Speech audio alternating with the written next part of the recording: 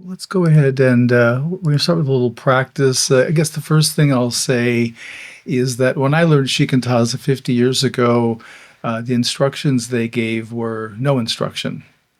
We were seated and we had to do our posture and robes in very particular ways. And other than that, we were given no instruction.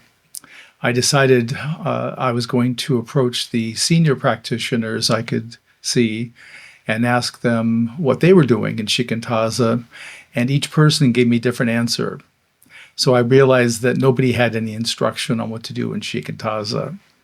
And so I tell people I felt like I was a hot air balloon pilot. I could get it up in the air, but I didn't know where it was going to go, and I never knew where it was going to land. So there's a lot of wandering that went on. So for me, when I started to practice and teach the jhana practice, breath awareness practice, traditionally called anapanasati, I could see some connection between anapanasati and shikantaza. And so that led me to start exploring and then to identify there were three stages I could identify that corresponded to the Chan three stages. And so that's proved to be useful for folks practicing. So I do teach in a unique way, and so some of what I do won't be familiar to some of you. Others who have been with me before, it'll be familiar. But I ask you just to be open today, really bring beginner's mind, and just let yourself be guided, be led. You'll find it's quite workable, and it really unfolds very nicely. So if you just give an opportunity and bring in that beginner's mind, we'll have I think, an interesting adventure today. So let's go ahead and get started. So go ahead and start seating yourself in your meditation posture.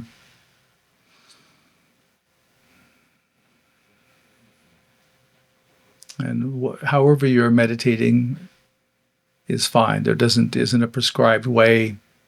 Some people have body issues that need more support, some less. So whatever is ideal for you. Start with some centering belly breaths. Really letting awareness and consciousness land in this moment. Letting go of any thoughts that are pulling you in one direction or another. We don't need to stop the thoughts. We just need to let them drift away.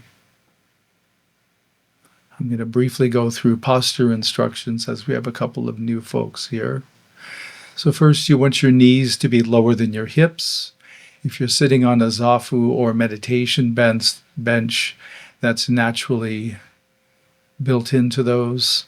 If you're sitting in a chair, it can be useful to sit on a pillow or a seat cushion. It just raises your tail end a little bit higher than your knees. In doing this, we support an upright posture, allowing for the natural S-curve in the spine. In meditation, we want to relax whatever optional physical tension or stress we encounter. So if you find a spot that seems to be tight, just invite some ease and relaxation there. As humans, some of our tension and stress, we can release. It is optional. And some of the tension and stress is not. It's deeper than we can work with by intention. So just let yourself relax as fully as possible into this moment. Our neck is one place that we hold tension. If you wish, you can move your head a little, sensing in, feeling into the neck if there's any place that can be relaxed. And our shoulders is another place of tension, so you can just stretch your shoulders a little. I like to imagine my shoulder blades melting down my back toward the floor. You want your head to be perpendicular to the floor with your chin tucked down very slightly. If the chin is high in the air, that will promote daydreaming. If the chin is too close to the chest, that will promote drowsiness and sleep. But if we tuck it just a little, that will help quiet thoughts. This is an eyes closed meditation, so just let your eyes be soft in their sockets, facing the horizon. Relax the muscles in your face. You don't need to have any facial expression in this meditation. And just check your jaw as well, another place of tension and stress. Invite whatever relaxation you can.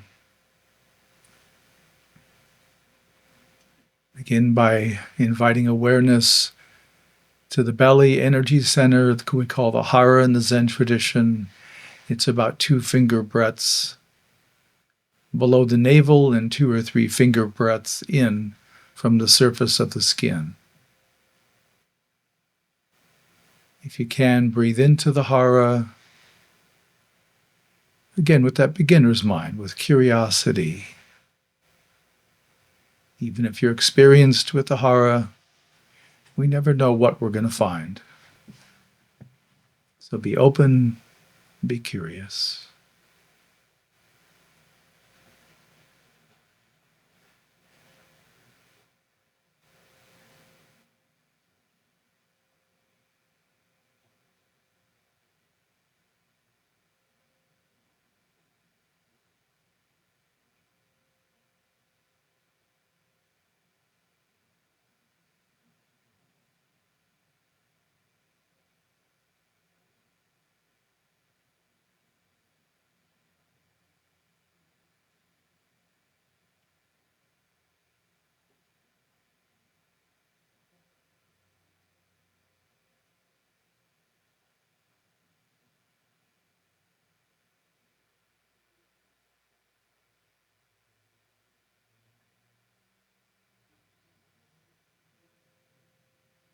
For some, they may find the hara to be an energy center of deep grounding, connection. For others, it will be vast, like space, or something else. Whatever you find is perfectly all right.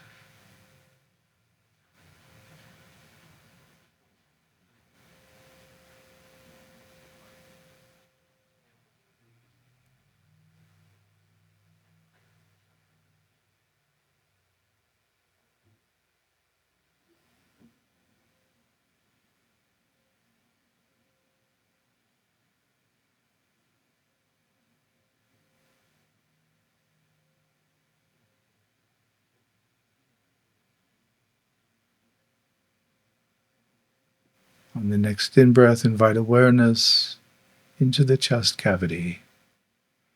This is the heart chakra in the chakra system. And in the chest cavity, just be open to qualities of love of the Absolute, the source of all creation and manifestation. In Buddhism, we call these heart qualities the Brahma-viharas, the divine abodes. You might be encountering innate goodness. This is the goodness we can witness in infants or nature itself. A goodness without trying to be good.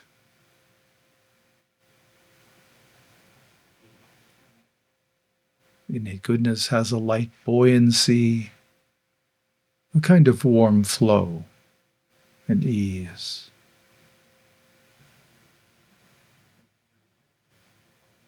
You might be encountering upekkha, equanimity. Equanimity is about deep acceptance of the truth of this moment.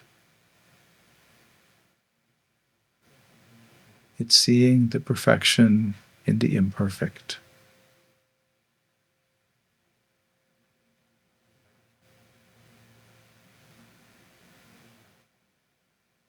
You might be encountering karuna, compassion. This is a heart quality of the Absolute that meets suffering, dissatisfactoriness, and helps tenderly, lovingly support the challenging times in our life.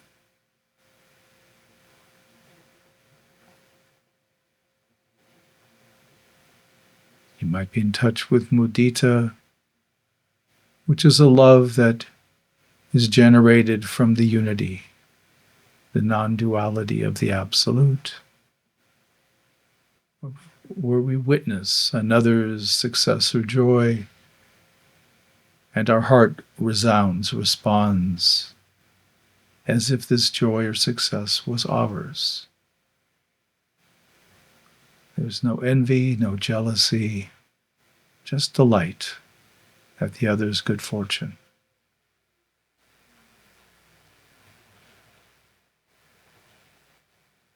Or metta, the universal, objective, unconditioned love. This is a love that loves all beings equally and fully, without any regard to one's history, one's mistakes.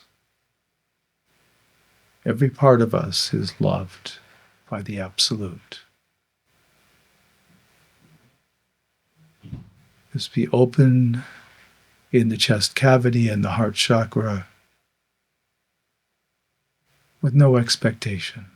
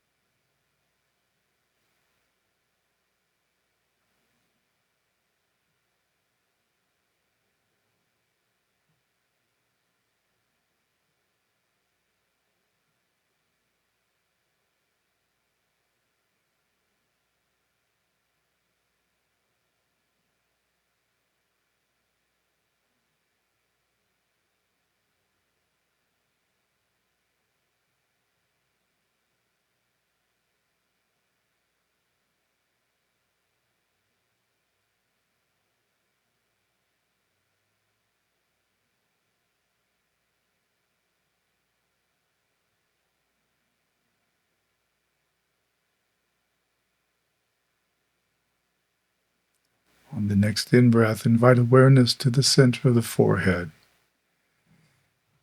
This is called the wisdom eye in Theravada Buddhism and the Dharma eye in the Zen tradition. This chakra affords us the possibility of inner sight in our meditation. For those of you who can see when meditating, this is the source of that function. And for all of us, the wisdom eye helps cultivate and develop intuitive knowing, which is very important on the path of awakening.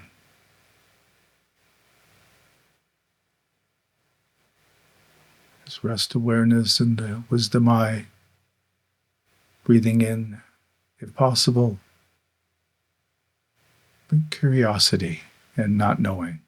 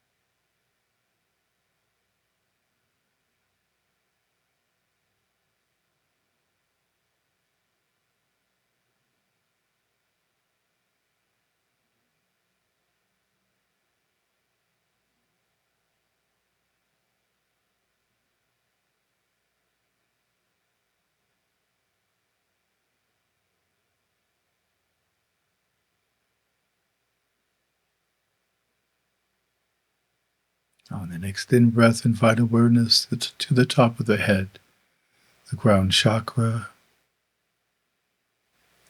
The crown chakra is an important portal. This is the portal that consciousness and awareness use to journey to other realms, such as the formless realms in the upper jhanas, as we call it. We can also journey deep into the absolute, even approaching and being absorbed into cessation, which is the source of the absolute. We can also receive information, knowing from the absolute, which typically arrives through the crown chakra. So breathe into the crown chakra if possible, feeling this important portal.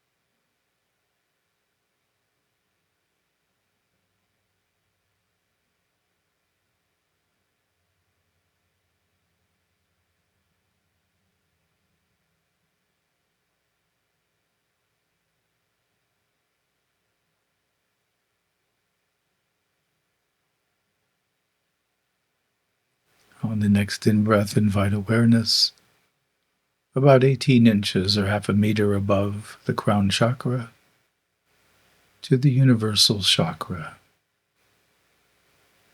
You'll know when you make contact with this energy center, as it won't feel like you. It will have a little flavor of you, but it will be mostly objective, neutral, universal. Rest awareness in the universal chakra.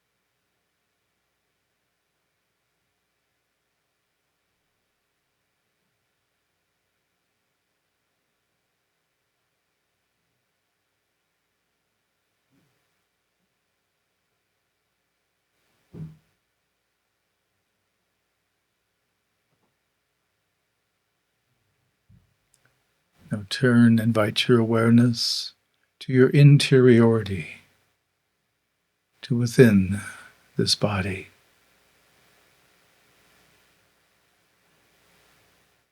We're wanting to discover whether body and mind are in a unity, a flow, or whether they're separate.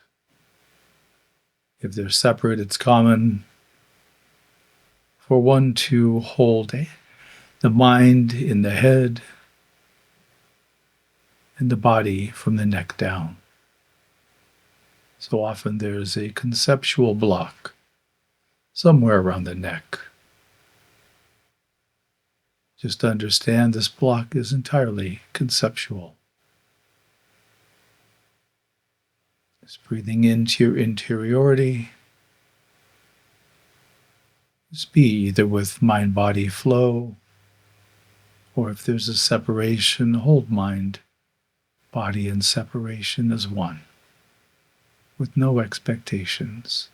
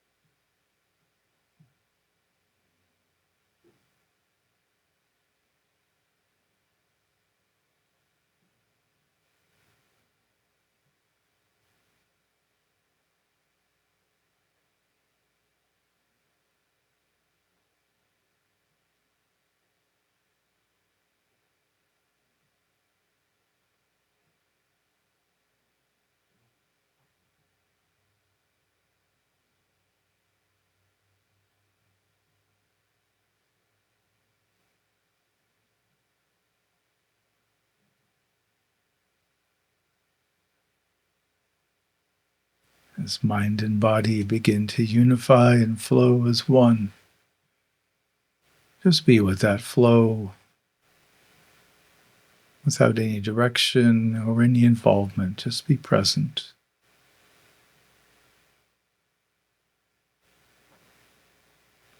Unity of body and mind is stage one of Shikantaza.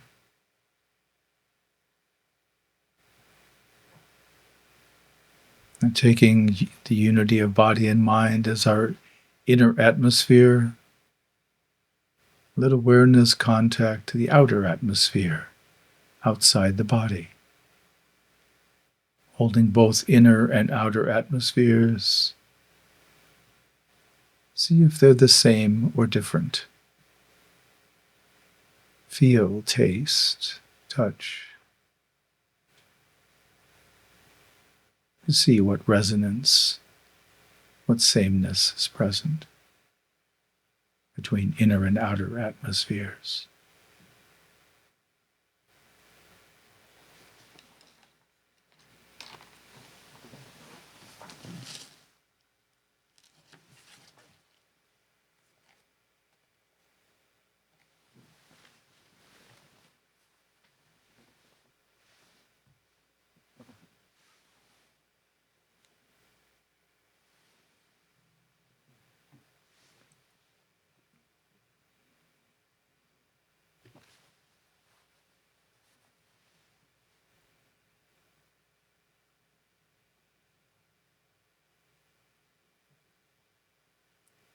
As the inner and outer atmospheres begin to harmonize, part of what will happen is our perception of the body boundary, the concept of body, will begin to soften and fall away in part or whole. Just let that happen.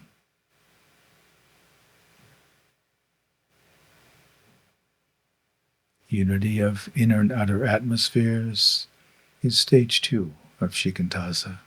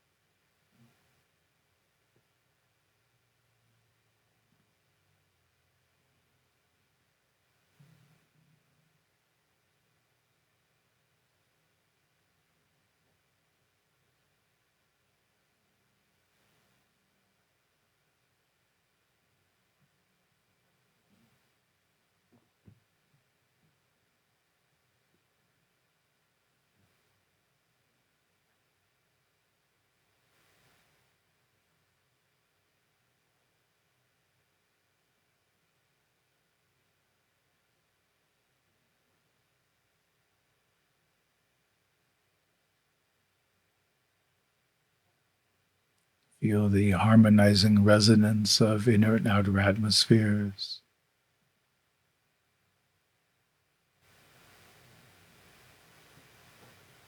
Notice where there is no perception of body. Perhaps your head feels to be missing, your legs are gone,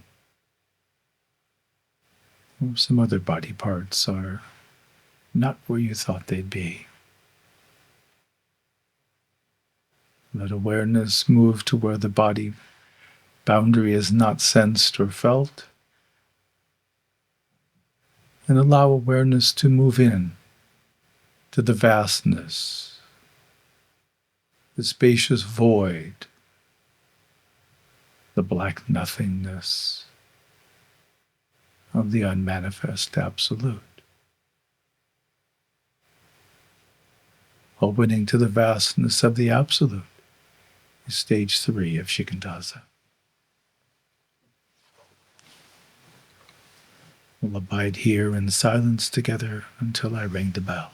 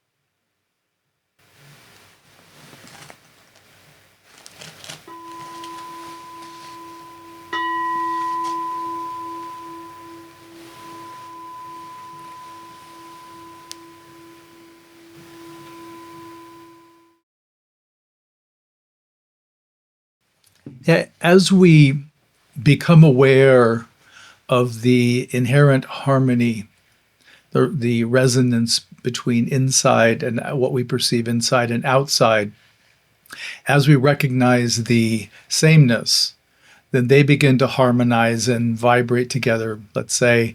And in doing so, it begins to break down the concept of the body boundary. The body boundary is, I believe, one of the primary identities we have, and it's a nonverbal identity from when we're very young, infants. We don't have language yet. So we can't work with it in a language way. We have to work with it in a physical way.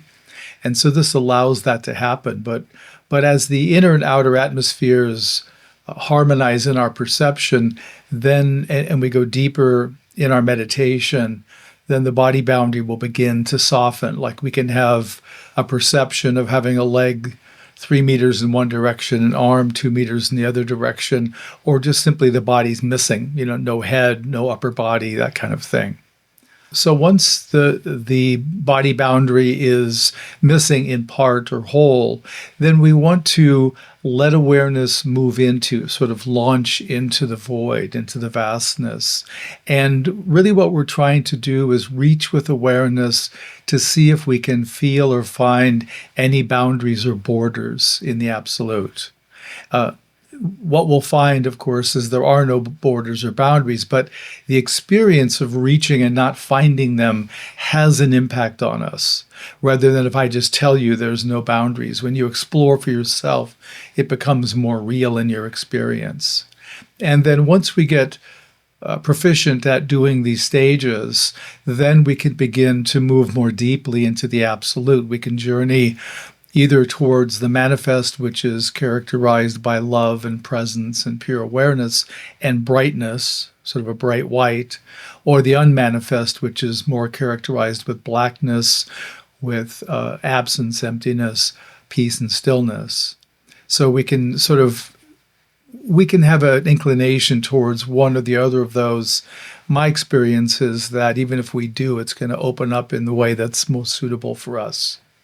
But we learn to start steeping in the absolute, and that really has a deep impact on us as we get more and more harmonized with that. And that leads to unity experiences in the manifest, no self in the unmanifest. And then if we experience them together, that can be the culmination and result in Kensho and awakening.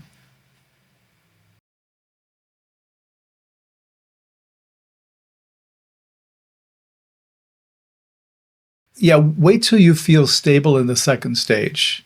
So I sort of moved us quickly through it. I wanted you all to have contact.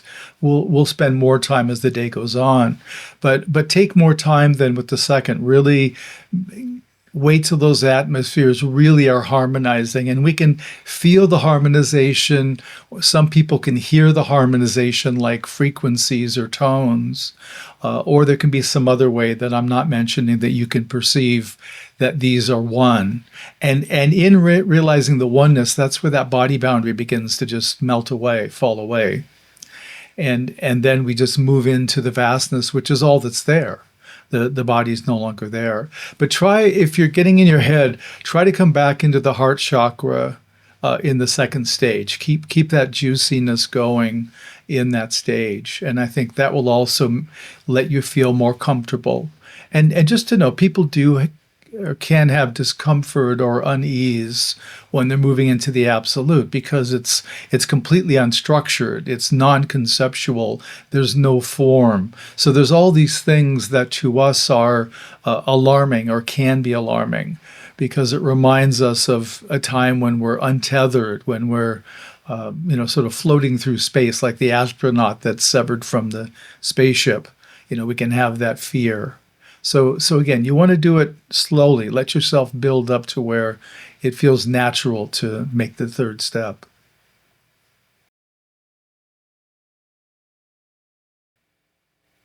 Yeah, good question. Now, typically, it's taught with the eyes are sort of half-masked or three-quarter closed, one's looking down. And the reason for that is we're wanting to make contact with our interiority at the same time that we're aware that we're in a physical place, location. So we're sort of working with our world, as it were. With doing it eyes closed, it's more prone for journeying into the absolute. With the eyes open, we're connected to our normal reality in a way that is very challenging to move into the third stage. So I've adopted this from the Theravada Anapanasati, the breath awareness meditation. And when I experimented with it, I found that was helpful. But if you're not doing these stages, if you're just sitting, then to do with the eyes, half-masked makes complete sense. It takes some adjustment. When I first started practicing Theravada, I found I fell asleep generally when I closed my eyes. But I learned over time, to keep the awareness going, that it wasn't a sleep time. It was a practice time.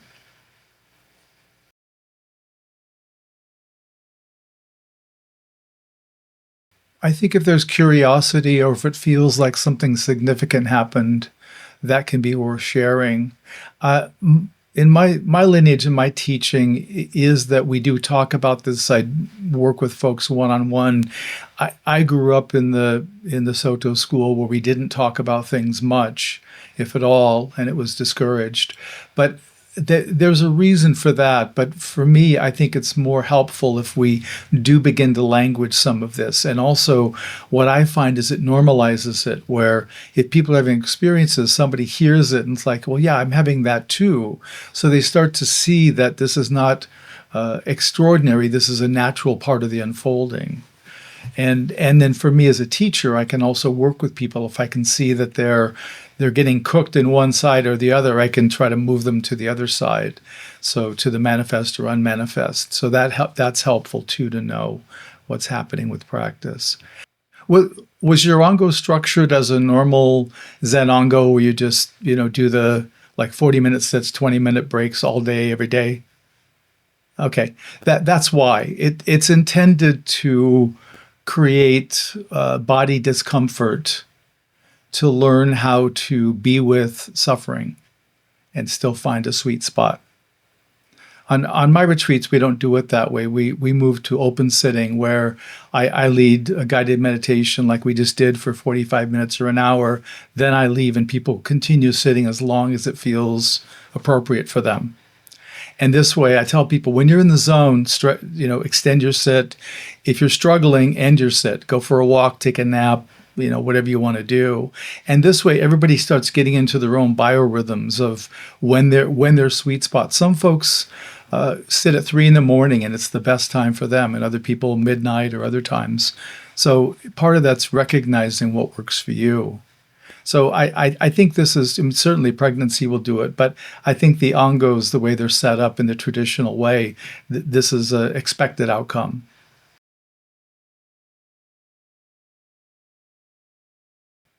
Okay, so I want you to sit in a chair or lay on a couch for the next meditation.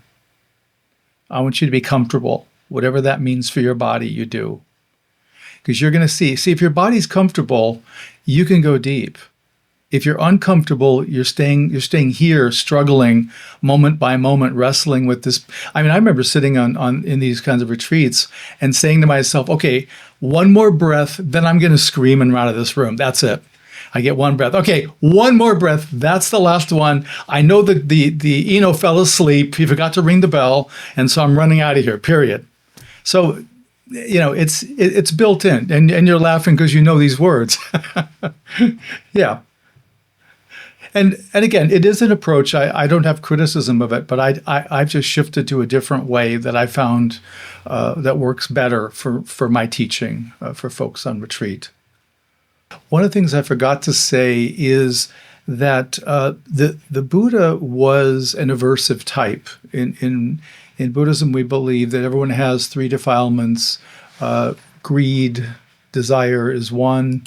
Aversion, anger, hatred is the second, and then delusion is the third. And it's understood that everybody has all 3, but that we each have one that leads. And the Buddha, I don't think it's a disputed conclusion, he was an aversive type. So a lot of the practices in Theravada are practices that one is using repulsion and other qualities to push things away. And the body is viewed as this sort of awful container that we have to carry around. They call it the skin bag and things like that. So just to know, there is in Buddhism sort of a flavor of aversiveness, even though a lot of us practicing aren't aversive types. That's still how the institution is structured. So turning back to the meditation. So with the meditation we've done, by connecting to the chakras, that gets the energy centers activated and online for our development. And each of the chakras has a kind of energy to it that's very particular. And those that know the chakras will see I'm not using all the chakras. I'm using the ones that we favor in Buddhism, whether in Theravada or Zen. And I've just found including these really helps us align with the body and align energetically with the absolute. And that seems to help us as we progress and move into more formless contact with the absolute, where awareness and consciousness are making that contact without a body and sometimes without a self. And that's really why I intend to have these as a kind of opening meditation. In concentration meditations, which Shikantaza is not, a concentration meditation is a meditation with an unchanging object. So we could say working with koans, somebody mentioned they're working with mu, that is a concentration meditation because we are holding the one object to the priority of all else in our awareness or perception. And so with concentration meditation, there are 3 levels of concentration. Momentary concentration, simply where's your awareness in this moment? Then the second level is access concentration. And the term access concentration is used to mean it has access to higher states, to what we call absorptions, which is level 3, absorption or jhana. Back to level 2, access concentration. This is where we're able to be with our meditative object for 5 to 15 minutes minimum without serious interruption. So we're able to stay with the object. And that begins access concentration. With access concentration, there are some goodies that can show up called the jhana factors. And the jhana factors, there's 5 jhana factors. There is, I'm blanking on the first one. Anyway, there's applied attention, which means we bring our attention to the meditative object. The second is sustained attention. This is where we're beginning to land on the object with some building time or increasing time. The third is the Pali words piti, which means joy or translates as joy. Fourth is sukha, which translates as bliss. And the fifth is one-pointedness. Now, the piti, the joy, is a bodily felt joy. So it's neck down joy. And it just feels like this uprising of a kind of happiness within our body, a pleasantness in our body. And the sukha is, let me stay with piti. The piti, we call it joy, but it's also talked about as rapture. When one is doing particularly sustained retreats, we can have the rapture arise. The rapture can show up as physically shaking, involuntary body movements. In my view, having experienced it myself and guided students through it, I believe that the PT is clearing out our energy channels in the body. I think it's making us more inclined to do deeper meditations. And whoever experiences rapture, it never lasts. It lasts for a certain duration, which seems to clear out the crud in the energy channels, and then it softens to the joy. The sukha is a head-only experience. It's called bliss, which is not a great translation. The sukha is felt as a kind of effervescent okayness. Everything is fine exactly the way it is. It's not so much an acceptance like equanimity is. It's more just a feeling tone of everything's in its place. Everything is just fine. So it gives us a mental pleasantness.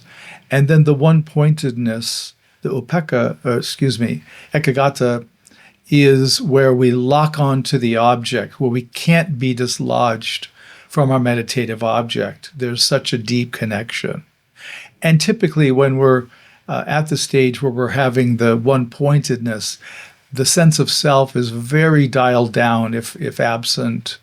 and thoughts are very sparse, very wispy if they appear. So we're able to stay with the meditation object well.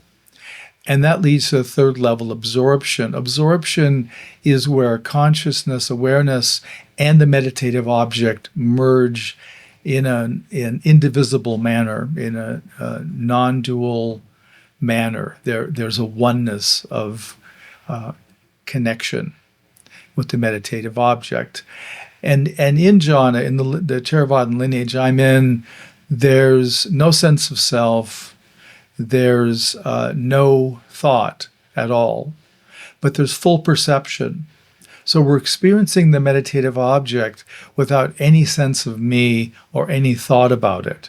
So it's a very direct union with the meditative object, which in some cases and traditionally is the breath is where we start. And this is true of the Zen tradition also. So what we're going to do, I'm going to add in the breath awareness meditation into our sequence. And what that does, it allows us to get more concentrated within the meditation. So then when we turn to the three stages, we're able to bring a deeper concentration. So we're able to land more fully in each of the stages. So we'll give that a try. Let me just pause and see if there's any questions on what I've explained just now. Okay, I don't see anybody. Okay, well, let's go ahead and meditate. And I'm going to start with the breath awareness meditation.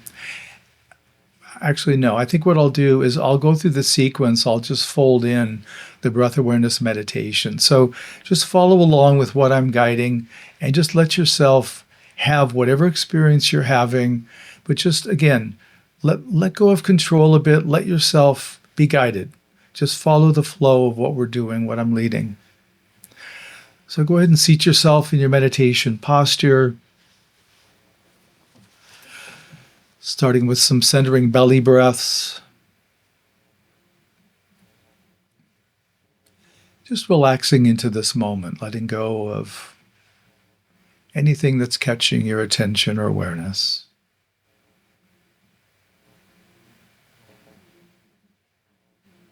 And just let your body relax into your posture.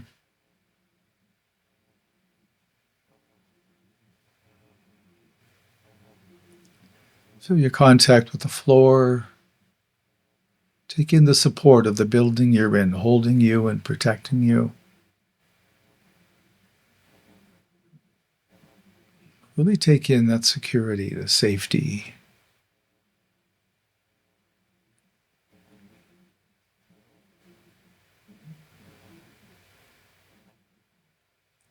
So start by inviting awareness to the hara. Again, about 2 finger breaths below the navel and 2 or 3 in from the skin.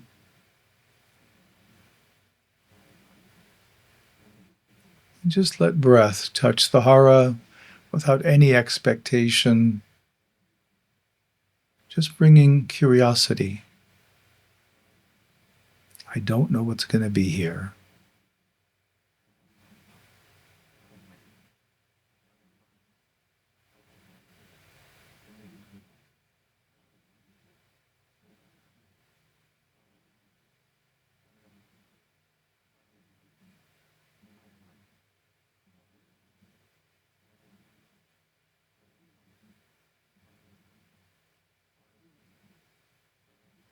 Feel the deep grounding. Relax into that grounding.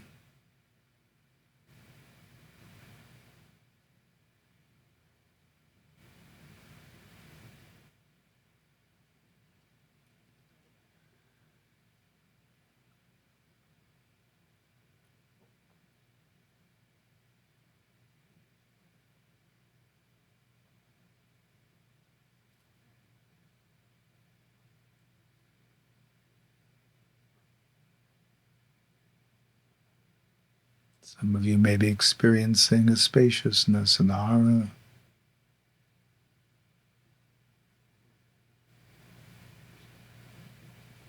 Whatever's in your experience or perception is exactly right for you.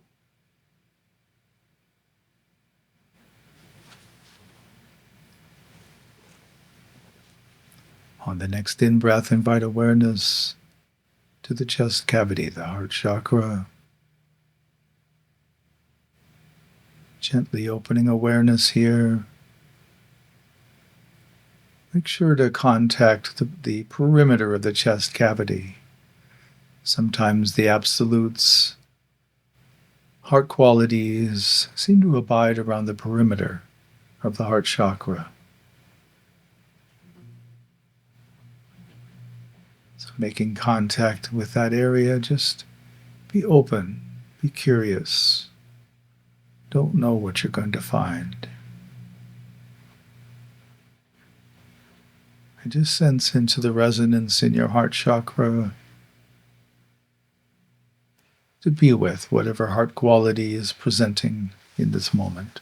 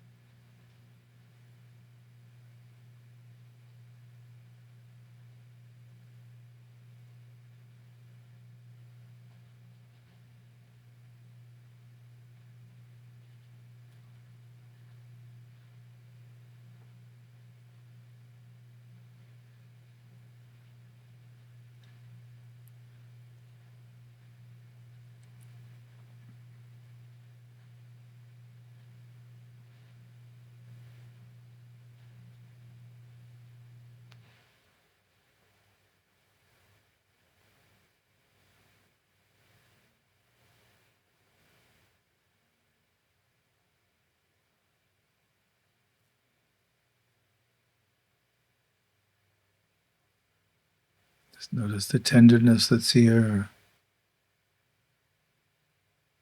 the warm caring that's in our field.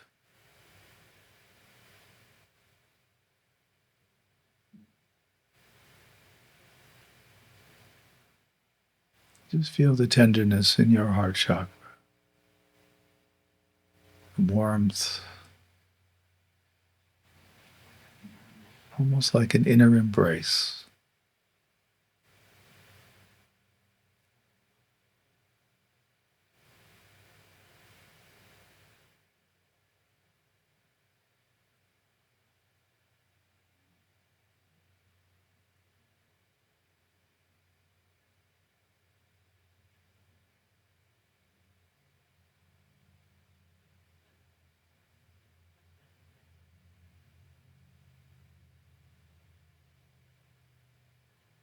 On the next in-breath, invite awareness to the wisdom eye.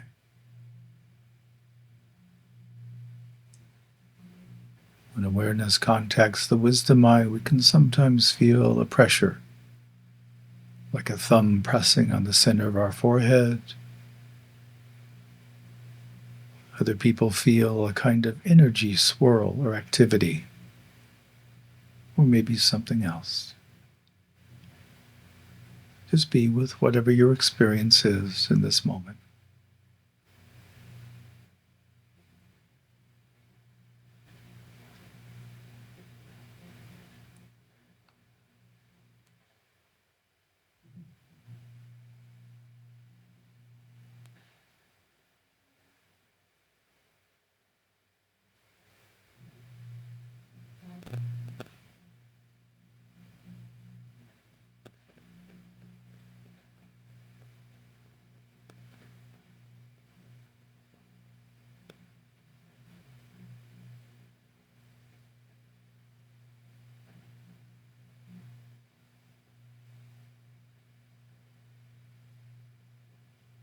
On the next in-breath, invite awareness to the crown chakra at the top of the head.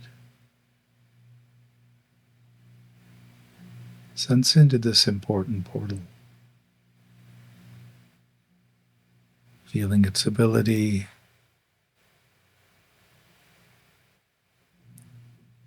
to both invite contact with the Absolute by journeying to the Absolute, and also we can receive from the Absolute through the crown chakra.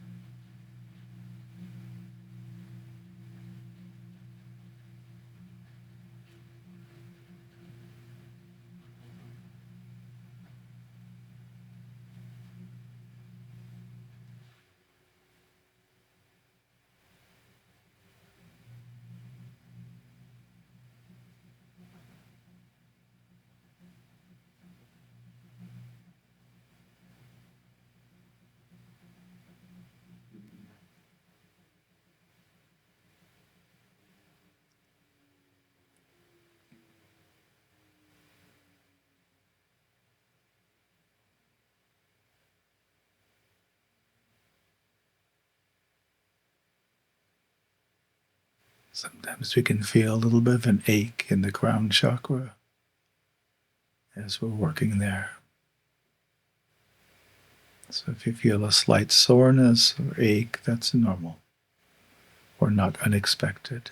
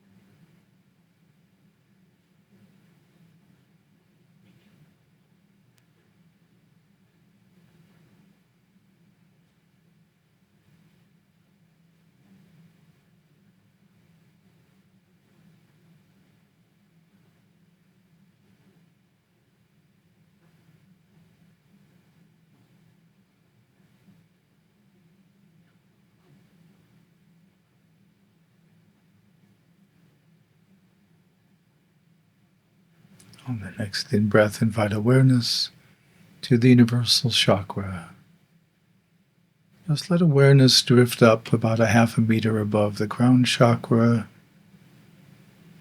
You'll know when you locate it because it will have a more neutral, objective tone to it. It will have a little bit of a sense of you, the fragrance of you, the scent of you, but will only be a little.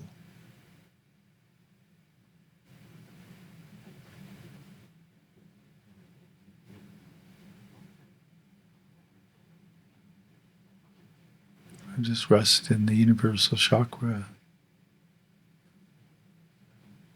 taking in the objective tone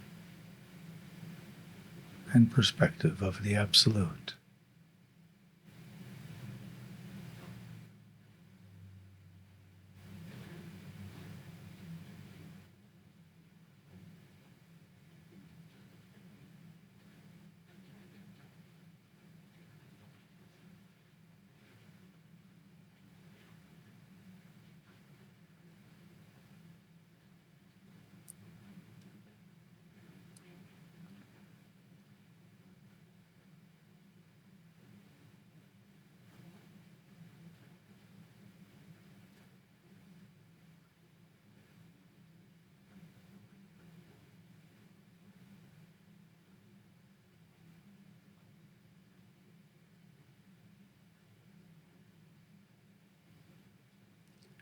Now invite awareness to the area between the nostrils and the upper lip, what's called the Anapana region or Anapana spot, which just means breath awareness. So we're being with the breath between the nostrils and upper lip. We don't analyze the breath or label or note the breath. We simply be with it exactly as we're being together in this moment. We're not trying to be together, we just are. So when the breath is not present, just wait in the Anapana region for the breath to pass on inhalation and exhalation.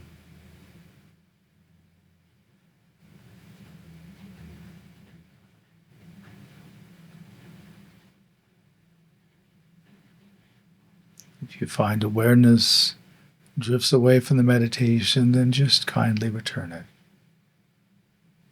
without criticism or self-judgment.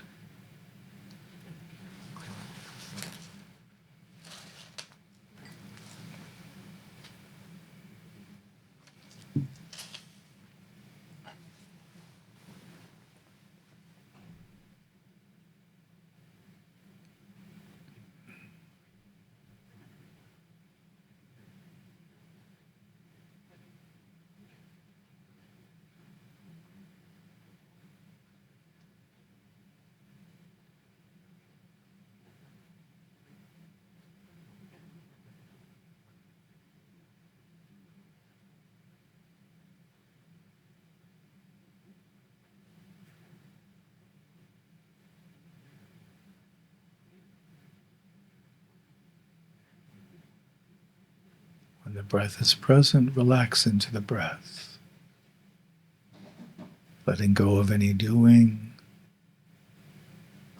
Just be with the breath in this moment.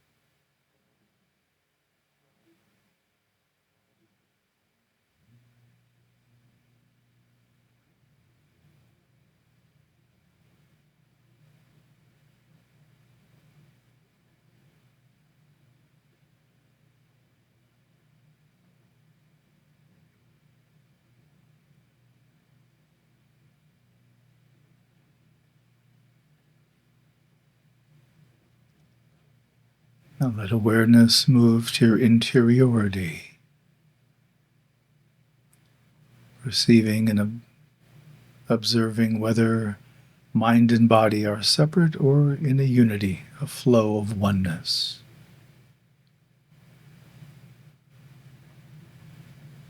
If they're in a flow of oneness, just rest in that oneness.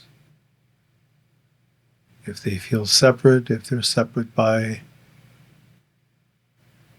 the neck or some other part of the body, just be with body, mind, and separation without doing anything further. Just hold them as one.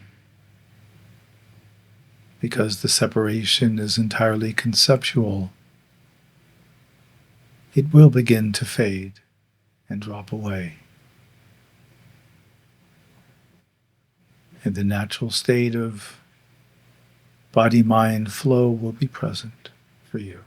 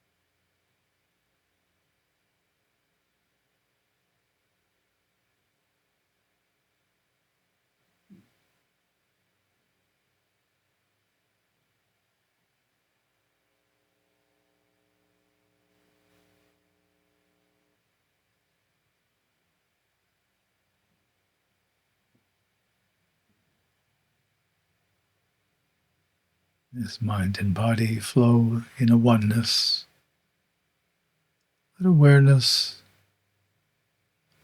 open to contact both your inner atmosphere as well as the outer atmosphere outside your body.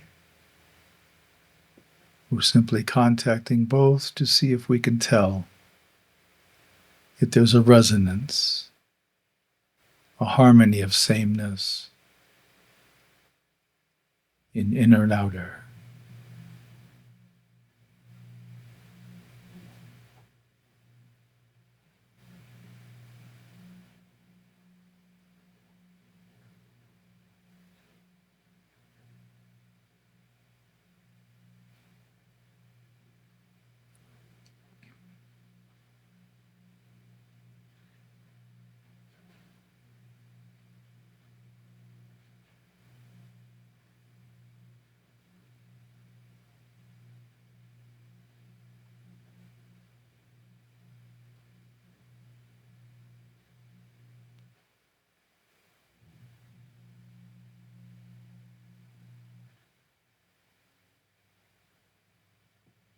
As you feel inner and outer begin to resonate or vibrate at a similar frequency or tone,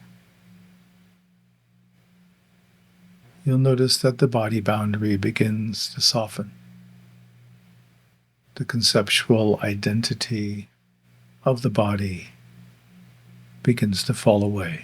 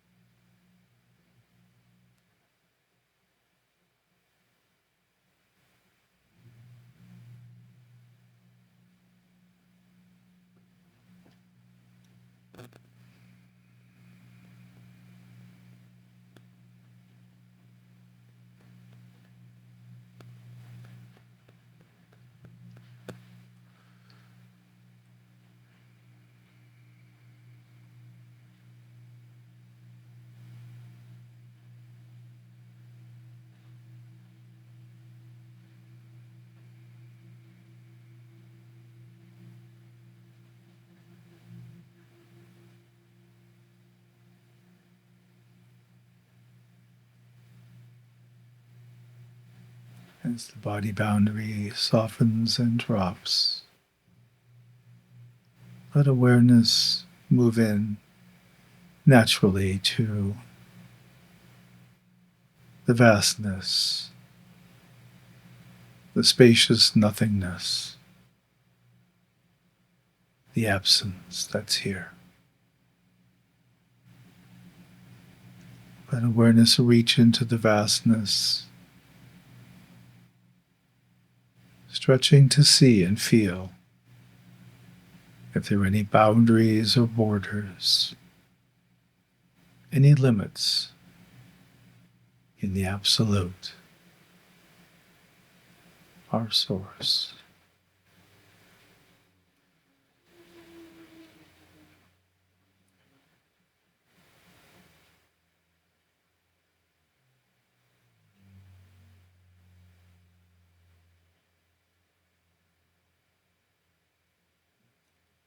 Those of you contacting the Absolute in this moment, the way that we deepen, the way that we journey further in the Absolute is through surrender, through letting go of identity and control. So if you see a glimmer of identity, just let it go. Don't pick it up. If you find there's any intention, relax. Abide in don't know. Let the Absolute unfold as it wishes. As we now sit together in silence until I ring the bell.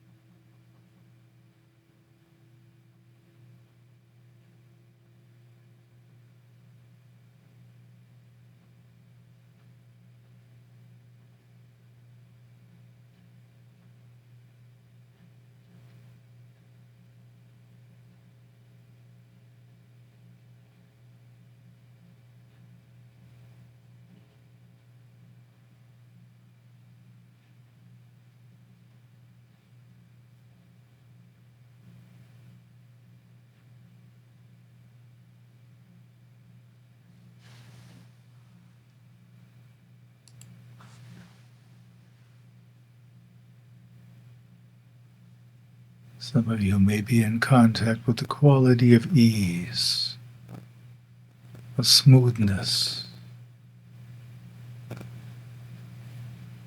That's the absolute quality and function of peace. A peace that smooths, relaxes, whatever it contacts. Some may be hearing the ringing in the ears. We call it nada.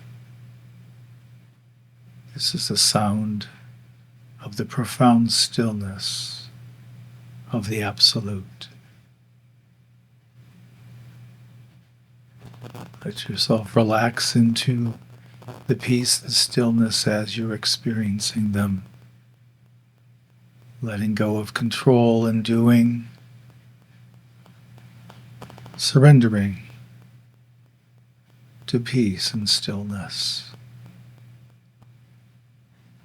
Drawing awareness and consciousness deeper into the vast, velvety, smooth blackness that's here.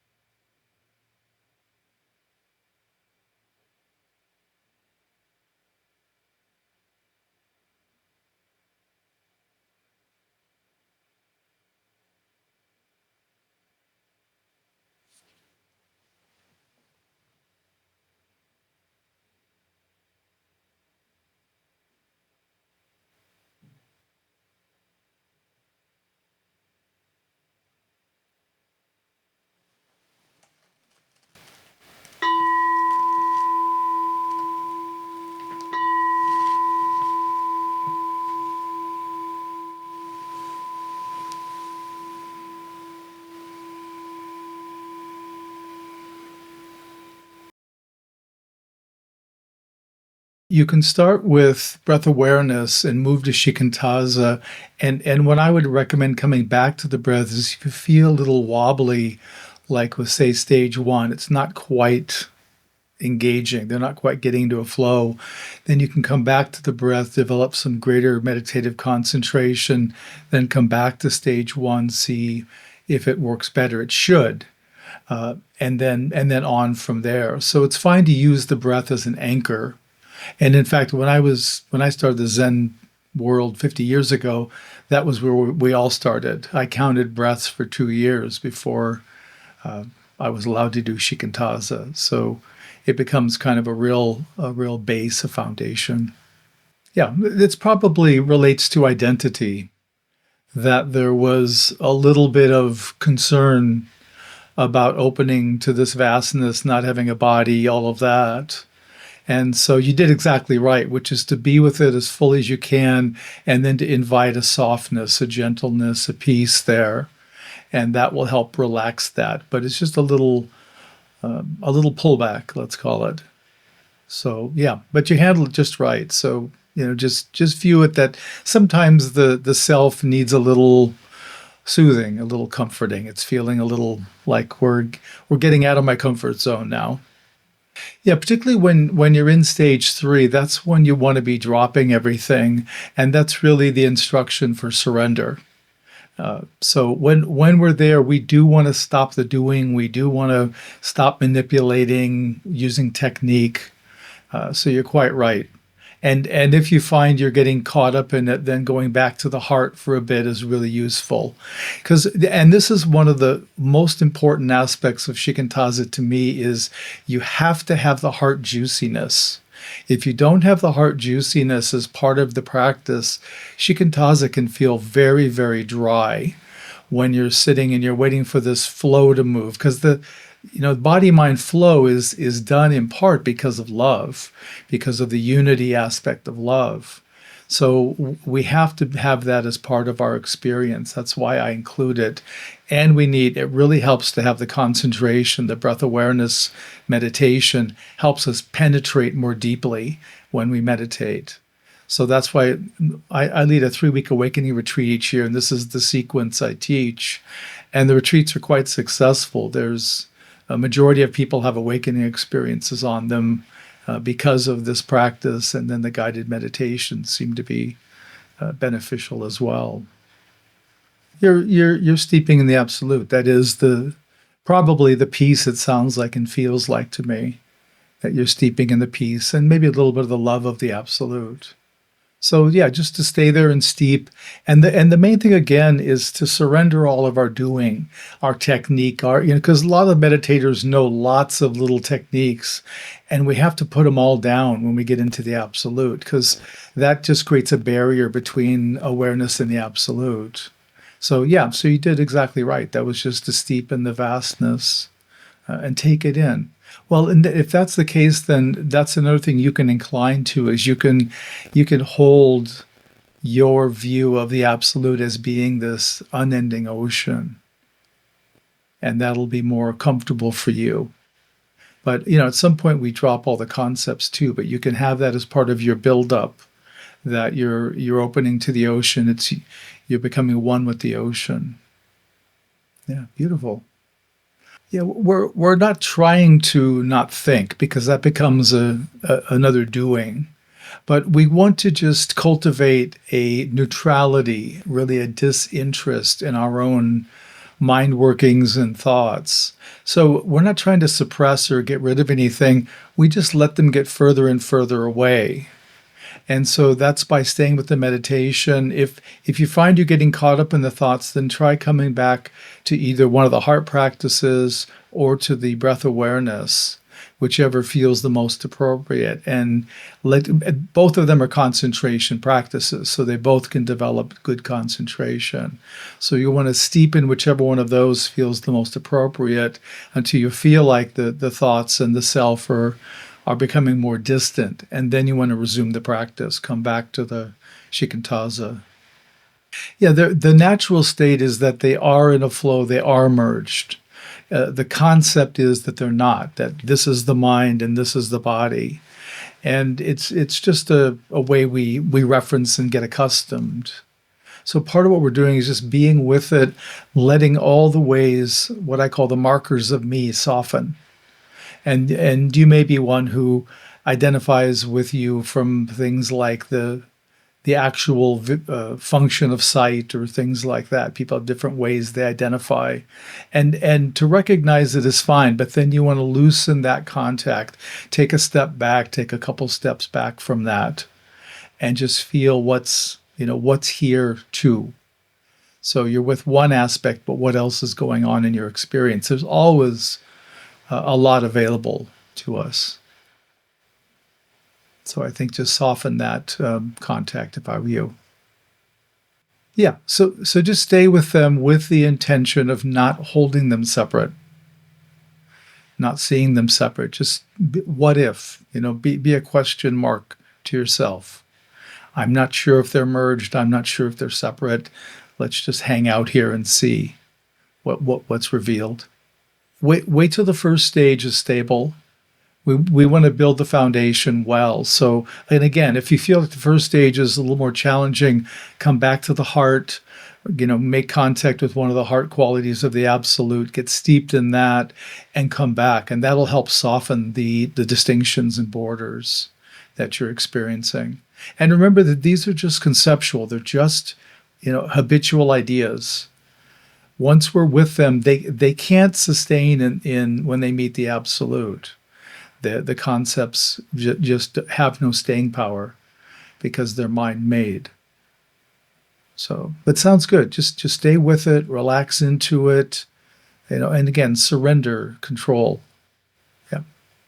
Yeah. Yeah. If it's sticky, there's usually some me in there.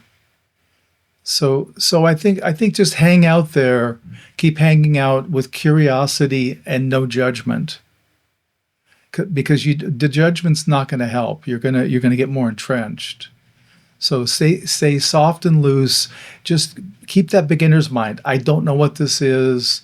What does it feel like? Can you taste it? You try and use some of the inner senses to learn more about it, and then it'll be revealed. But I think it's moving the right direction.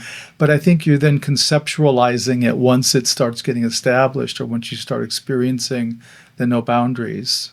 Well, you want to contain it. I mean, I've already told you many times you're overeducated for this work, so we have to unlearn some of this. You got to be a little dumber like me, and then it works very easily. The heart qualities are the Brahma Viharas. So that would start with innate goodness, which is just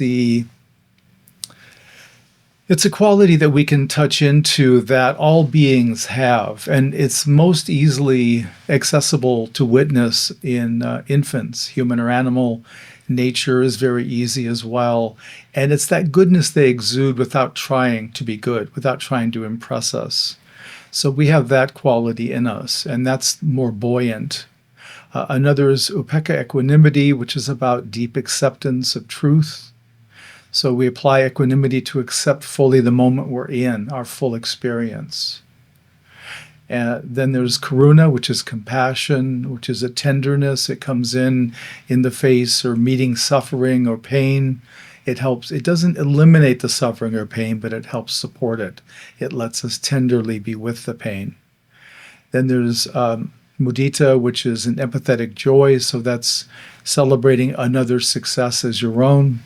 And then finally metta, which is just an unconditioned, unborn love that we can feel, which the absolute is always emanating, and we're always recipients of that. So those are the heart qualities. Any of those we can touch into. And I'll be doing a day-long next Sunday on the authentic heart, and we'll go through all the Brahma Viharas heart practices in that day-long if any folks would like to learn those practices. And I've got a book called Buddha's Heart, which is all about those practices and how they work. Anybody else with any question? you can see we add in the concentration practice, the breath awareness, because it helps us dial down our awareness. So normally our awareness is quite broad, and with the breath awareness, it helps us narrow this down to become much more pointed. And the deep concentration, meditative concentration, sometimes that quality is called laser-like awareness, and it really feels like it dials down to a laser. I've got a few students who are scientists who have told me that lasers can not only penetrate metal, which we've all seen on probably TV, but it can also move objects. And so this is where, to me, it gets very fascinating on our inner work, that by getting that level of concentration, we really can both penetrate into the meditation and also help clear out a lot of the debris, the mental debris that we can carry around. And it keeps us more in contact with our practice and less in the thought analysis or conceptual framing of what we're doing. So that really helps a lot.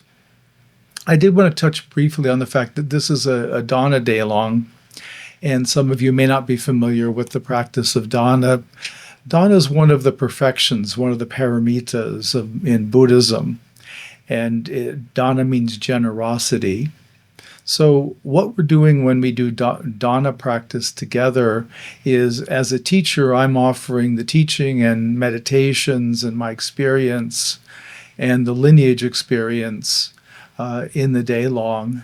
And then it's a matter of reciprocal generosity. So the spiritual practice is for us to practice generosity, and then as I'm doing the teaching, for you to receive that dana from me, and then find what's reciprocal for you to make an offer, a monetary offer, through the website awakeningdharma.org.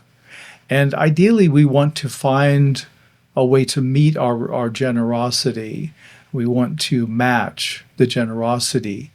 On your end, it's also a matter of factoring in your life circumstances and such to arrive at what's the right dana to offer for the day long. So anyway, if you're not familiar, that's how dana works. So yeah, let's do another meditation. Okay, so go ahead and settle yourself. I'm going to go a little deeper.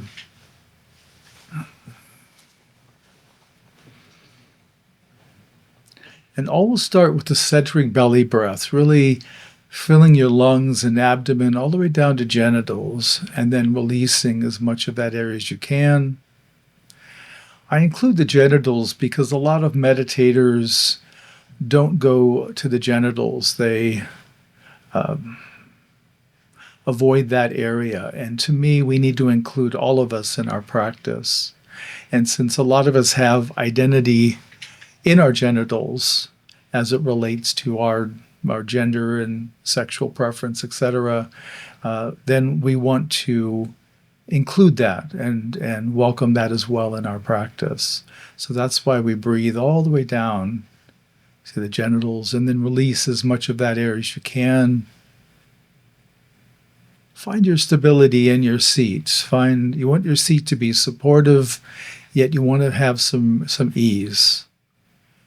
So that may mean sitting in a chair or on a couch. Usually on my retreats, by the end of the retreat, most everybody is sitting in chairs. My Theravadan teacher said, I'm not teaching you to be zafu sitters, I'm teaching you to be meditators. So the form of the meditation is less important in Theravada Buddhism. And we always need to include our heart in the practice. We need that juiciness to keep it from feeling like a factory job, an assembly line job, where we're just stamping cans or doing some very rote behavior. So start by feeling your contact with the floor, feeling the support and holding of the building you're in.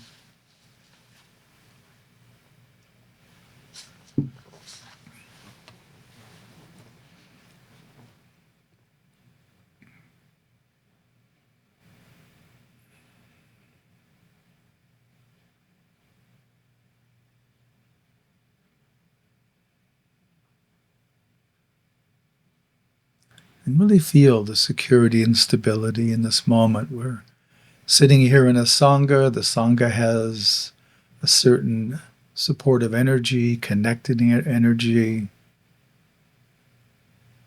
We've heard from a lot of people, so we know these are nice, good people here today with a safe group.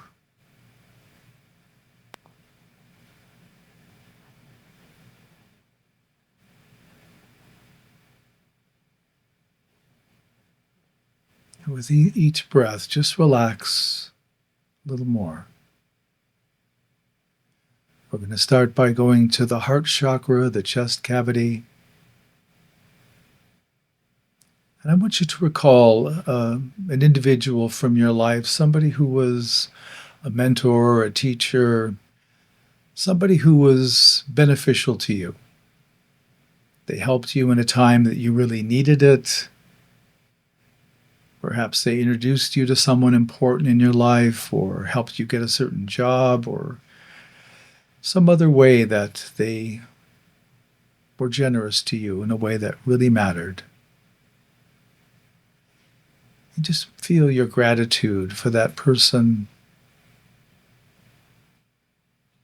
the sacrifice they made to assist you, the loving heart that was motivating them, and just feel your gratitude, your appreciation for them.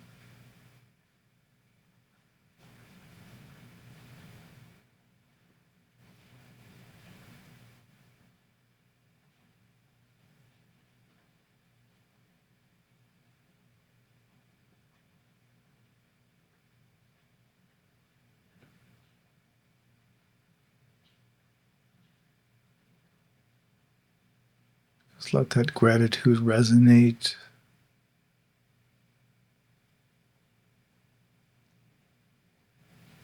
See if you can sense it also in our field, our shared field, the gratitude we're each feeling individually and collectively.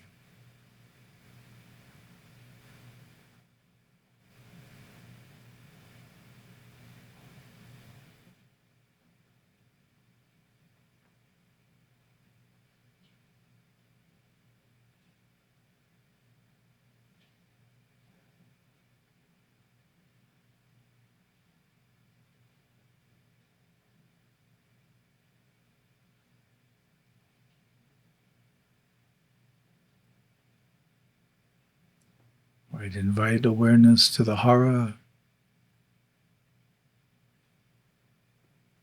And let yourself make contact with gratitude in the hara.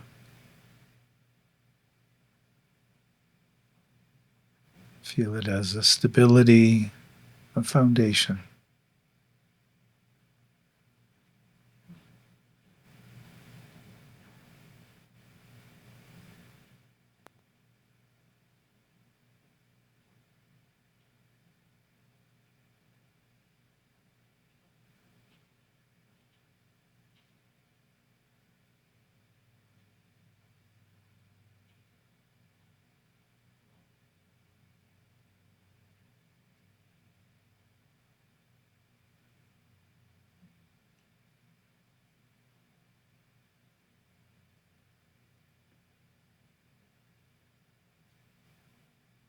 Just let thoughts move further away. If we don't engage with the thoughts, they seem to wander away. So just let them be, but don't pick up the thoughts. Don't participate.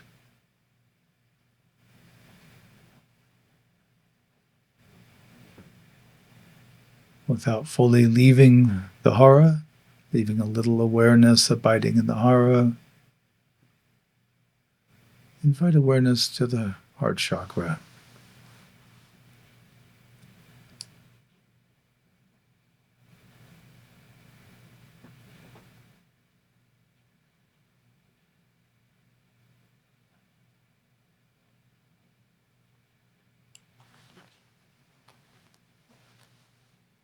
Just feel the gratitude in your heart.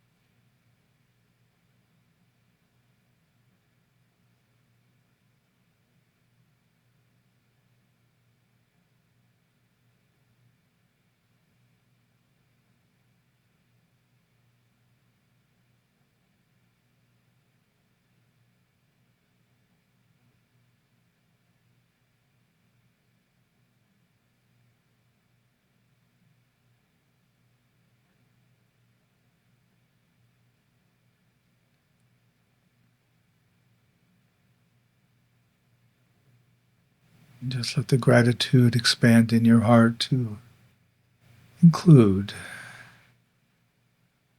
anyone and everyone in your life who's been kind to you, been helpful to you, no matter how trivial it seems. Feel your gratitude for their generosity, their care, their love.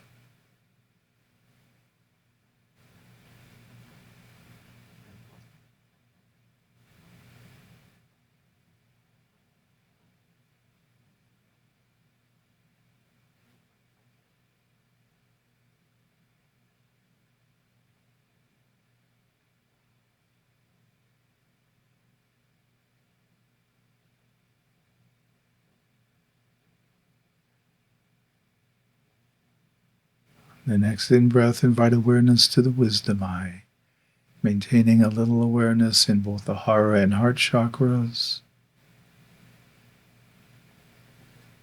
And as awareness rests in the wisdom eye, open to gratitude in the wisdom eye as well.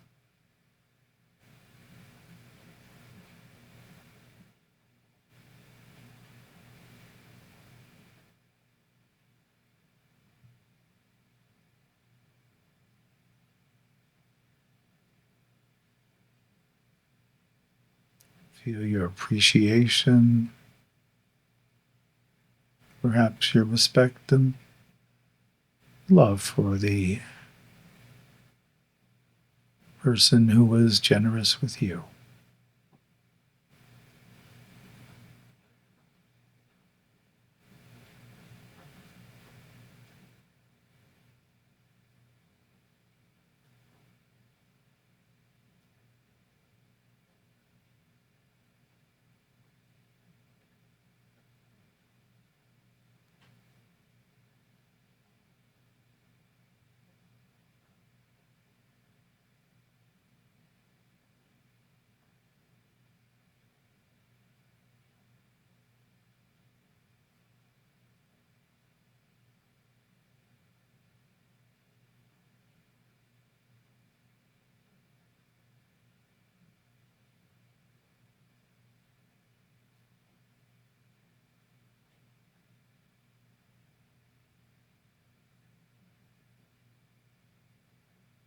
Let yourself be tender in this moment, softening, relaxing,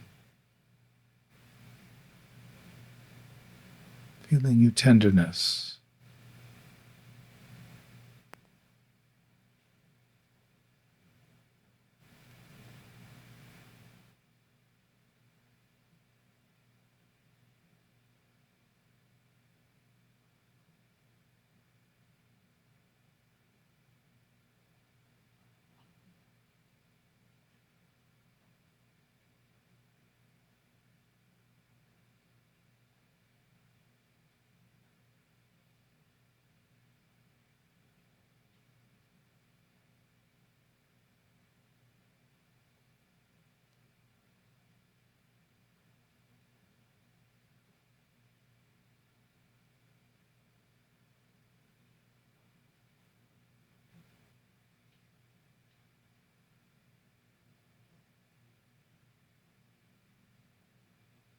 Let generosity see through the wisdom eye,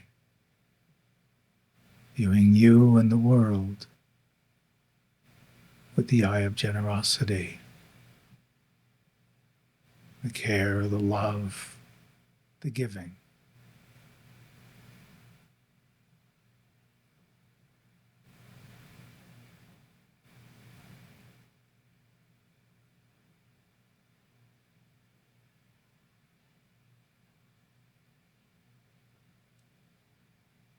Without fully leaving the hara, heart, or wisdom eye, invite awareness to the crown chakra, opening to the generosity in the crown chakra.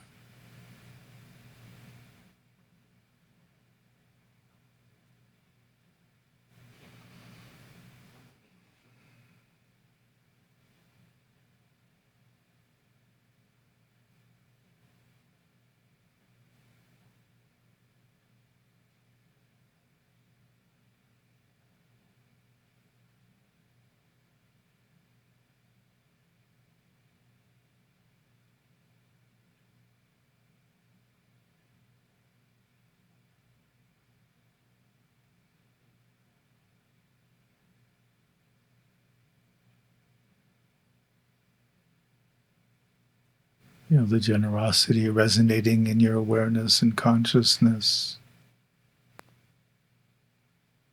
both feeling it with gratitude when you've received generosity, and how it feels when you're generous and you help others. An open heart,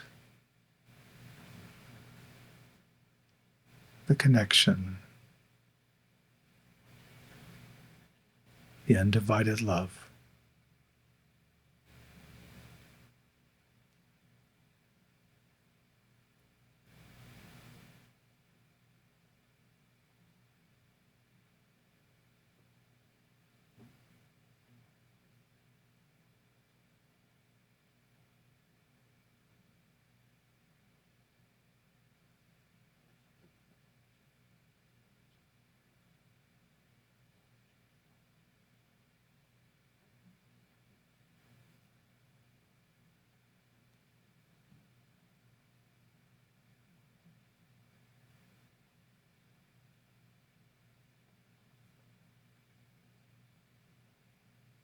Without fully leaving the hara, heart, wisdom, eye, or crown chakra, invite awareness to the universal chakra.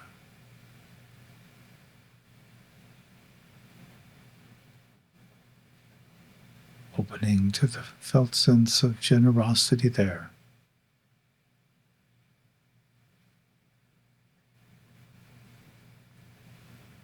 Feeling it as a more objective, less personal generosity.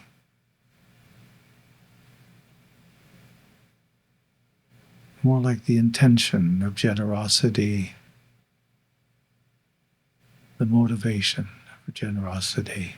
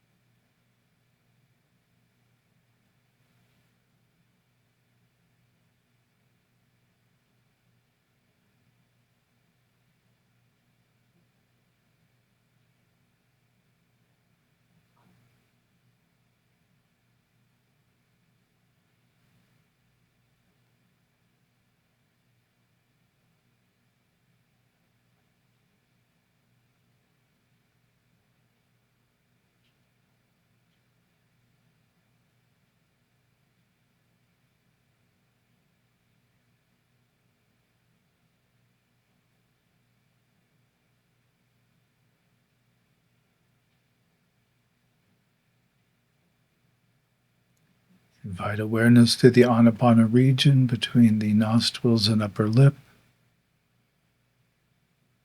And we're to be with the breath as it passes, not needing to analyze, note, or label the breath, just be with it. Letting awareness deeply penetrate into breath in the Anapana region.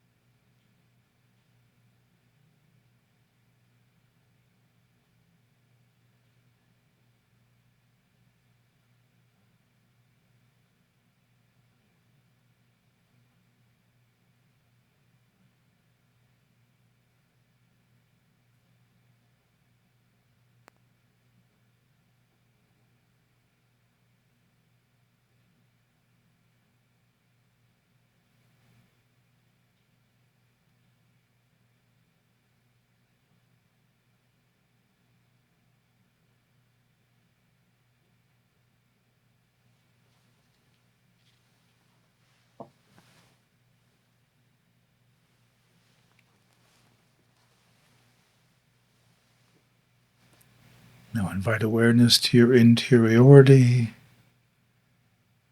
We're just opening awareness to see if body-mind are in a union, a flow of oneness. If they are flowing in a oneness, just rest in that oneness without doing anything further. If body-mind appear to be separated to you, then be with body-mind in separation, holding them as one, without doing anything further.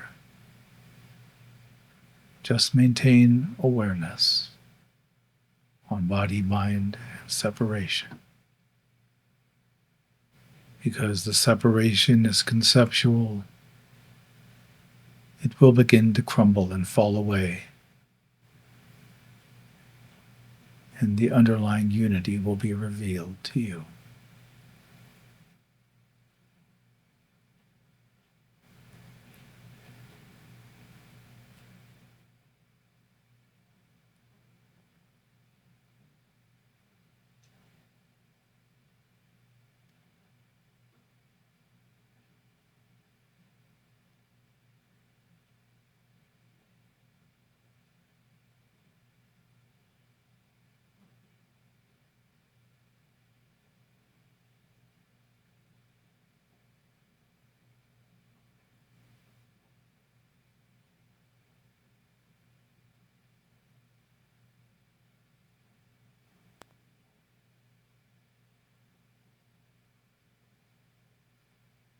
Let go of any doing.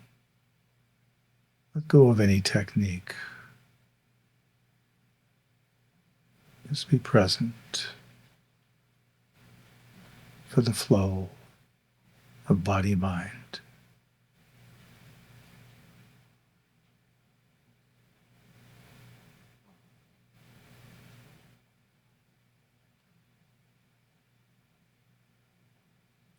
Taking our interiority as inner atmosphere, let awareness make contact with outer atmosphere, holding the question, are these the same or different? Is there resonance? Is there feel? Is there vibration the same or different in your experience? We're not trying to get them to harmonize, we're simply observing what's true. Holding both atmospheres, inner and outer, without any technique or doing. Just be right here, right now.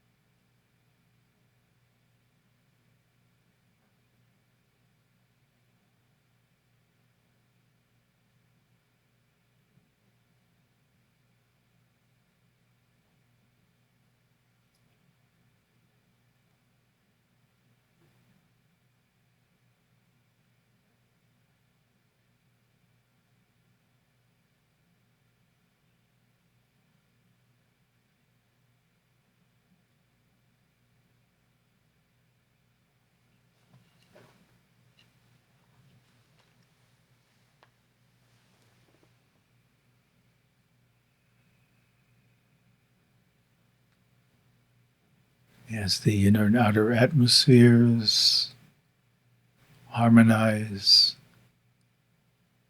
the body boundary, the concept of body softens. It falls away in part or in whole.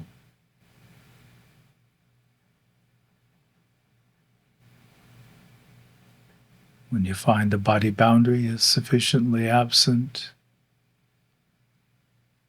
let awareness move into that absence where the body is not. This will be a movement into the vastness of the Absolute, the source of all creation, all manifestation. It's always been in existence and always will. It's not subject to birth and death, and it's always immediately here.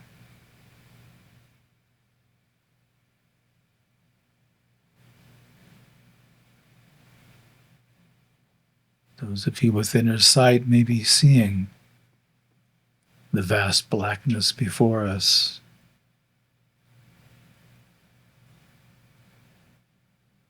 If you were to run your fingertips over this blackness, it would feel smooth like black velvet, soothing to the touch.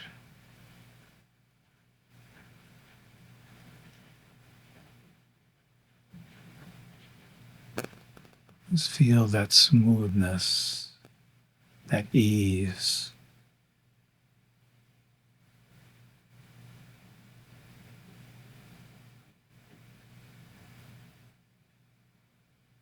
Some of you are experiencing the nada, the ringing in the ears, the presence of profound stillness.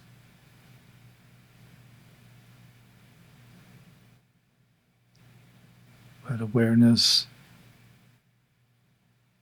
soften to the nada and stillness, surrendering to the stillness, letting awareness be carried deeper into the Absolute.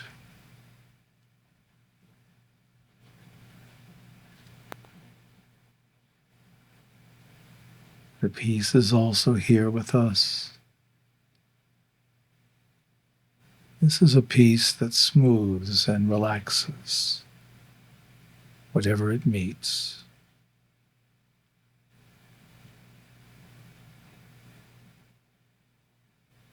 It softens, relaxes us. Let awareness be more comfortable moving deeper and deeper still into the Absolute.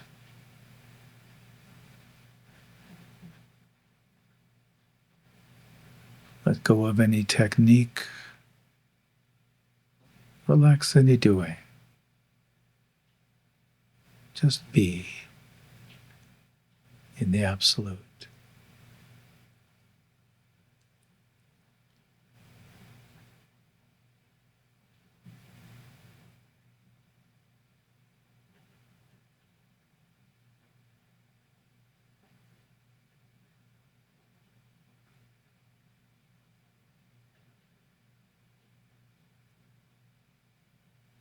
As you orient toward the peace and stillness, awareness will be naturally drawn deeper into the vast blackness, the nothingness of the unmanifest Absolute. This is who you are. This is home. We all came from here, and we'll all return here when this lifetime concludes.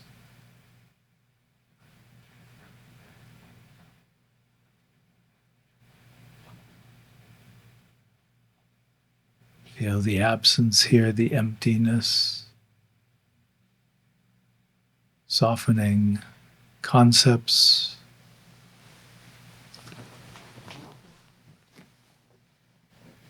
letting us put down whatever we're holding.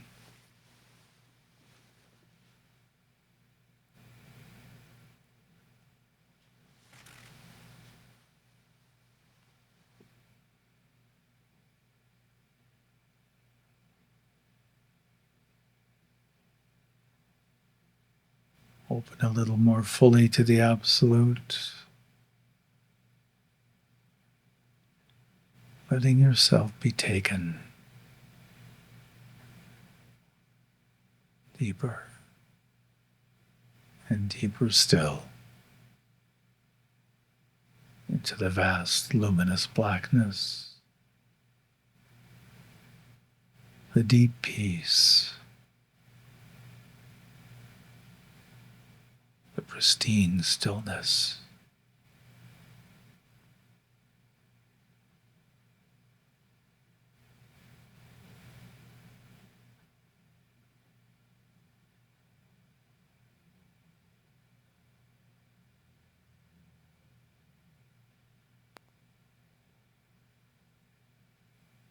Surrender control. Surrender all doing. Just let go.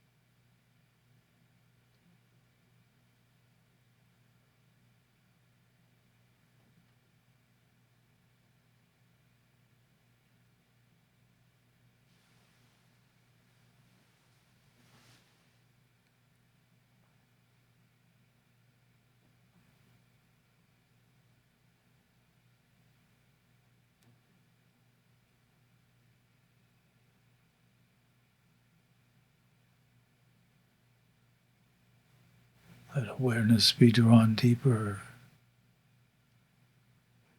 into the beautiful peace and the soothing stillness. Let go. Let go of it all.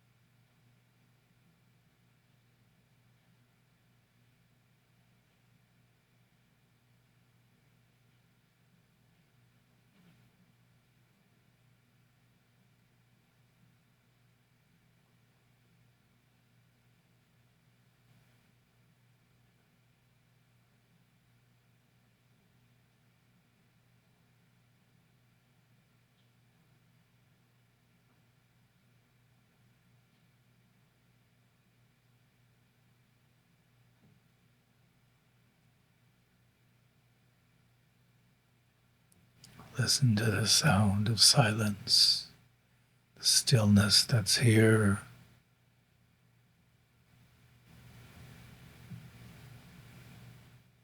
Surrender to the stillness, letting it envelop you,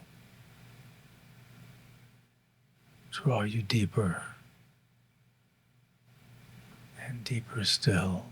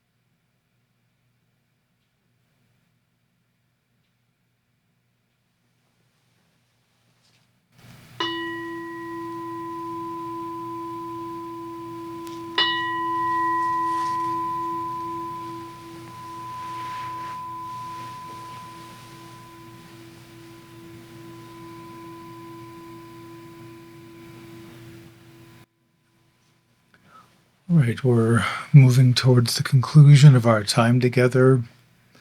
We're going to do a checkout, but I wanted to leave time where if you had questions or comments about the last meditation or the day, there was room for that sharing to happen.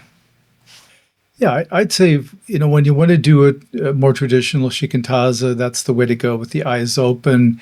If you occasionally want to do the kind that I do, I was going to mention to the group, I do have a video on YouTube. It's a recording from Guru Viking called Absolute Peace Meditation. And that's one that seems to be quite potent. I've had a growing number of students have awakenings from that video. So that's a good one to sit with periodically, whenever it feels appropriate to you. I recommend doing it at night when it's dark. I think just having the darkness around us really accentuates it. But I'm not surprised you feel the darkness behind. That's really what's intended with the eyes open, is to start feeling the absolute, sort of having our back. I know I'm not saying it well, but something like that. So it does make sense. It'll happen naturally. The more that you steep in the absolute, the more it becomes awake in your consciousness, the more you begin to see it around you. And that's true of the love and the emptiness qualities, as well as the other qualities. Like if I look around, all I see is emptiness and love and presence in some combination. So that will happen. Just have to give it time. When the absence has love in it, all the qualities of the absolute have the other qualities, but it's helpful to cultivate the love directly, specifically. We want to have a lot of juiciness of the heart in order to journey in the absolute, into the emptiness in particular. And stop second guessing, because you are making contact and then you're going back to concept to try to figure it out. Stay with the felt experience. This is like if you're with a partner and you're kissing your partner, you don't stop with each kiss and say, well, let's talk about this kiss, let's analyze this. You need to be in the experience and stay in the experience. Yeah, and for you and for everybody, really go slow today. We've gone deep, and I can feel it with you, Chris. And so you need to go slow today. Get around nature. Don't do too much busyness. Don't do too much entertainment. Just keep percolating. I mean, you're deep. Let it work. Yeah, steep in your practice. Yeah, great. Well, come back to the heart when that arises. To feel the tenderness, feel the karuna, the compassion, the tenderness that helps hold difficult contacts like this. It doesn't necessarily alleviate it, but it helps us be with. And then just be gentle with yourself. I mean, you've had a lot of opening today. So just let yourself be gentle for the rest of the day. Yeah. You're welcome. And I did want to mention to the group too, I am doing a teaching on Wednesday at noon Eastern time with the Zen Peacemakers called The Love and Kindness We All Need Right Now. So that'll be a free teaching for 90 minutes. And you can find it on the Zen Peacemakers website if anyone's interested. And I mentioned next Sunday, we're doing the heart practices. So if any of you want to take a deep dive into that, then please sign up. Would enjoy practicing with you. Try allowing the movements and see if that is beneficial or if that's getting in the way. So experiment and see. It may be helpful and maybe it's just a distraction. We don't know till you try. Yeah, you're welcome. Yeah, thanks everybody for being here. I really enjoyed the day with you all, and I look forward to when we practice together again. Take good care and be well. Bye now.